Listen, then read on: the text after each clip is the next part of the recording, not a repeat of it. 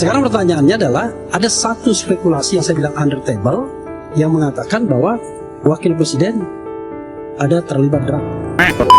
Ya, artinya kalau gosip kan terlalu spekulatif. Begini Aiman sayang, begini ya. Dan ini bukan kaitan, kalau misalnya komentar-komentar, ini kaitan sakit hati dan sebagainya.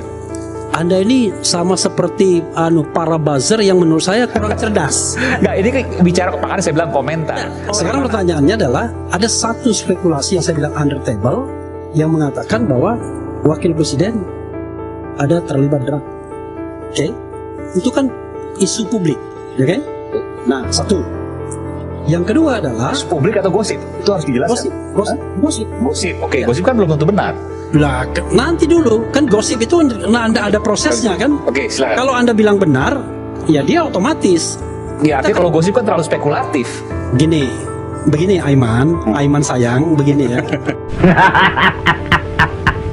Yang namanya Saya harus adil juga di sini. Saya jangan kemudian gosip muncul gitu kan. Gini, sesuatu hal itu nanti saya kasih prosedurnya. Oke. Semua hal itu kan harus ada prosedur politiknya, oke? Nah, yang kedua adalah isu soal ijazah. Ya, ijazah itu juga bermasalah karena Gibran tidak pernah tamat di SMA di Indonesia. Pertanyaannya adalah, apakah ijazah yang dia dapatkan di Australia dan Singapura itu kompatibel dengan SMA atau tidak? Kan itu juga pertanyaan. Oke.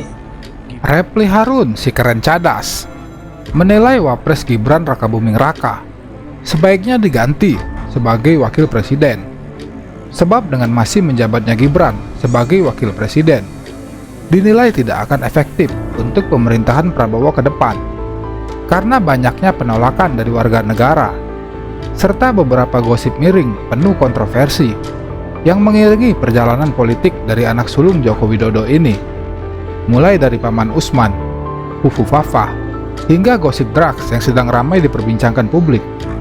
Fisikal kan? Bohongnya warga negara, Ferry Amsari, Bang Akbar, Bang Andi, Bang Kapitra masih bisa ditolerir. Tapi kebohongan penyelenggara utama negara tidak bisa ditolerir. Karena perahu negara yang dia bawa, pesawat negara yang dia akan bawa. Bagaimana kita tidak sensitif soal itu? Kalau kemudian ada mahasiswa, anak muda ya, kemudian kelepasan ngomong, cara segala macam, ya bisa dimaklumi. Tapi kalau kepala negara dan banserap kepala negara salah bicara, salah ucap, tidak bermoral dan segala macam, ya akan masalah. Menurut saya kasus Fufu Fafa ini yang menarik secara moral, Bang Iwan, adalah ada pernyataan begini. Ini yang bagian sangat penting menurut saya. Dia mengatakan, silahkan tanya kepada yang punya akun.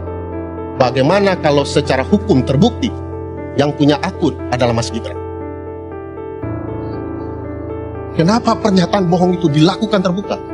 Saya akan lebih menghormati kalau betul-betul ya kan, Mas Gibran mengatakan, mohon maaf, saya waktu masih sangat muda.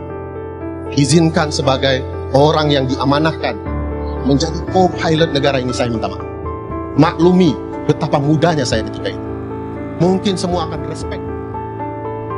Poin dari para purnawirawan soal pemakzulan wakil presiden merupakan bentuk akumulasi kejijikan dari para warga negara terhadap dinasti Mulyono. Dari masalah Paman Usman di Mahkamah Konstitusi, soal ijazah, serta isu miring Fufu Fafa yang mencoreng wajah demokrasi di negeri ini. Yang ketiga, soal Fufu Fafa. Soal Fufu Fafa itu, kalau pakai Roy Suryo 99,9%, lagi-lagi Roy Suryo ya kan, itu adalah Gibran. Dia sudah membuktikan macam-macam. Dan Fufu Fafa itu, itu kan perbuatan 5-10 tahun yang lalu, menghina dan lain sebagainya. Tapi jangan lupa, dia tidak mengakui hingga saat ini bahwa itu adalah dia. Dan itu kebohongan publik dan bisa masuk dalam perbuatan tercela. Oke, 3 kan sudah. Yang keempat, kalau kita bicara tentang kemampuan jasmani dan rohani, no doubt, secara jasmani barangkali nggak ada masalah. Tapi secara rohani, kalau dia memang betul ada hal-hal yang aneh. Kalau Dr. Tifa kan selalu lihat, coba lihat matanya ketika dia bicara, ya kan? Coba lihat. Nah, maka kita bisa mempermasalahkan kemampuan rohani. Artinya kemampuan yang sifatnya tidak fisikal kan? Dan ini bukan kaitan, kalau misalnya komentar-komentar, ini kaitan sakit hati dan sebagainya. Anda ini sama seperti para buzzer yang menurut saya kurang cerdas. Nggak, ini Wajarlah manusia, bukan nabi boy.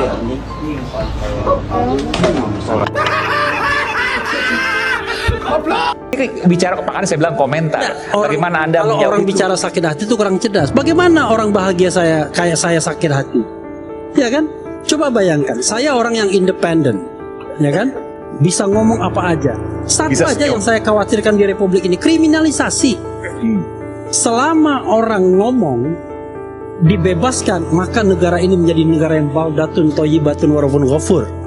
Tetapi kalau orang ngomong dikriminalisasi, diancam dengan hukuman 12 tahun seperti Roy Suryo, Tifa dan kemudian Sianipar, Iya. maka disitulah kemudian bencana demokrasi muncul.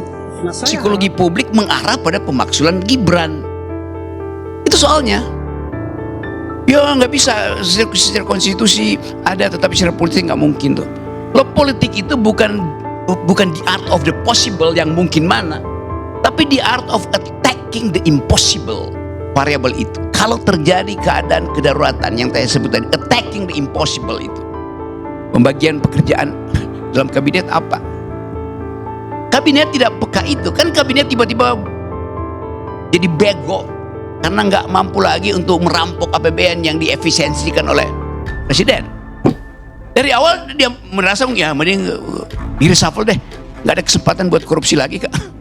Dan seperti biasa, di akhir statementnya, Rocky Gerung selalu memberikan kalimat cerdas, penuh satir, ala Rocky, dengan menyatakan, ada matahari yang terbit dari Tidar dan akan tenggelam.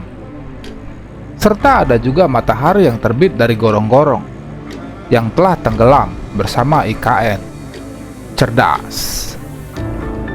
Akan diterangkan oleh seniornya bahwa yang namanya Fova ini, yang nggak mampu berpikir si itu tuh, diwariskan.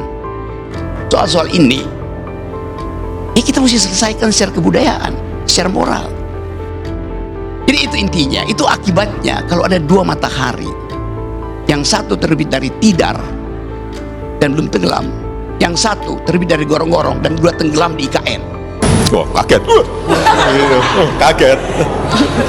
Kaget, ya kaget itu aja. Kalau ada dua matahari kembar, yang satu itu lumenya kecil. Karena yang satu diterbitkan dari Tidar, yang satu diterbitkan dari Gorong-Gorong.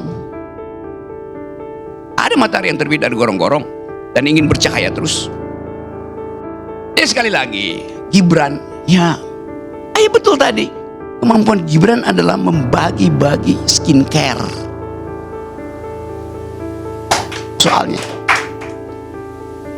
kenapa dia nggak pakai sendiri? Tidak perlu. Yang dia butuh bukan skincare, tapi brain care. Wajarlah manusia, bukan nabi boy.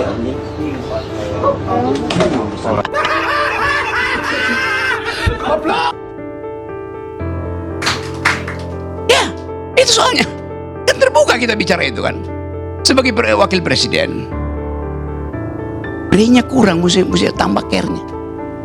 Jadi sekali lagi teman-teman, kita mencoba mendudukkan masalah ini sebagai moral call. Saya nggak peduli Pak Luhut bicara ini, Pak Prabowo bicara itu, segala macam itu. Tetapi hati nurani publik itu merasa bahwa ada sesuatu yang tidak well seated, tidak terduduk, ada gangguan kemuakan semacam orang Prancis bilang nausea, rasa mual psikologi. Kok dia ada di situ terus? Jadi sekali lagi mungkin kita mulai untuk bersikap berbudaya lah.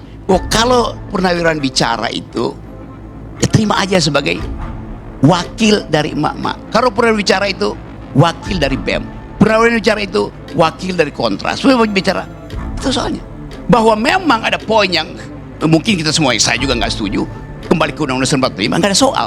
Tapi itu poin dia diproses secara akademis, masuk akal. Diproses secara hukum masuk akal. Diproses secara politik kurang bisa. Diproses secara moral sangat mungkin. Assalamualaikum warahmatullahi wabarakatuh.